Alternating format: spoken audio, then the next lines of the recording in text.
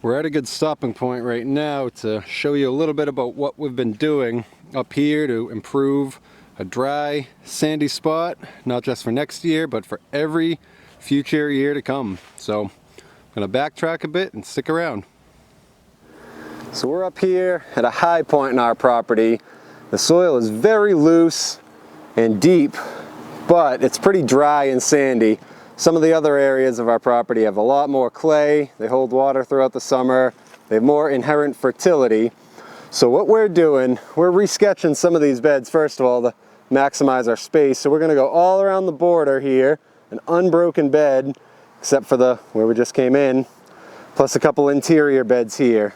So to get rid of the existing turf and to start adding all that precious fertility, we're doing a little sheet mulch technique. You can think of like a sandwich or a lasagna where any organic matter, to start piling it on. In this case, the first layer is leaves, which almost everybody has, so it's easy to procure. You're gonna lay that right on the turf here. That'll help smother the grasses and weeds, plus just start breaking down to our first layer of compost and future soil. You can go double or triple the thickness on these if that's all you have. We were able to procure some kind of rotting, moldy hay bales from the farm I work at. And what we're gonna do is then lay those on top. And these work really well because they don't blow around in the wind too. They come off, you can see in these these flakes here. So if I just bust open a hay bale, they come open in nice workable little loaves or flakes. And what we're gonna do is just lay those right on top. I'll help keep the leaves from blowing around, and then these will add a generous helping of organic matter too. So with all this mulch, we're already at probably about 8 or 10 inches of good mulch. And that'll gradually break down. I'm gonna sprinkle some fertilizer and some of the fresh chicken manure. This won't be planted for many months, until next year. So the chicken manure will have time to break down. They'll start composting this. And then with these walkways, we're going to take that soil, scoop it out just with a shovel, dig it out and flip it. I'm just going to put it on top of this. So that's multi-purpose there. It'll help this bed. It'll give it some soil to start with on top of the hay bales. It'll help these to really decompose and break down faster.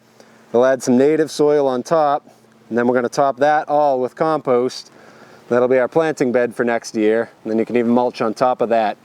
In the meantime, everything in here will continue to break down, hold moisture all throughout the summer months.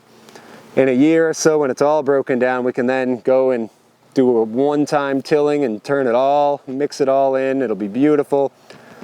And then the beauty of digging out the walkways too, it adds fertility not only to your raised bed, but then in the trenches left over, we're going to pile a generous helping of wood chips, and that'll help this entire area too.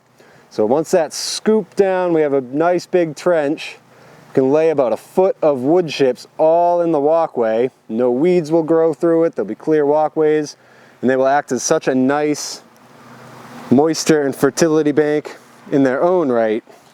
So if we go around, this is a good example with these two beds. We haven't done any of the walkway yet.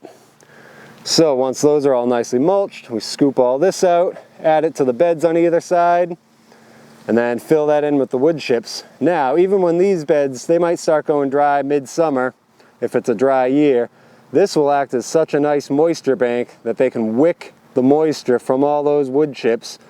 Throughout the year, the roots will kind of tap into that and wick some of it, and the soil will wick some of it away as well. So if you have a dry, challenging area, these are some tips to really bring it up to speed, bring it up to fertility. And as always, it's always a good idea to work with the soil you have. If something absolutely craved moisture, I just probably wouldn't plant it up here. Even with these techniques, I'd plant it in a naturally wetter spot.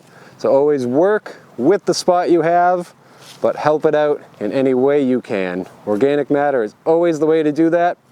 It'll help dry spots retain moisture, and it will help wet, clayey spots drain moisture in a more effective way. So thank you guys for watching this.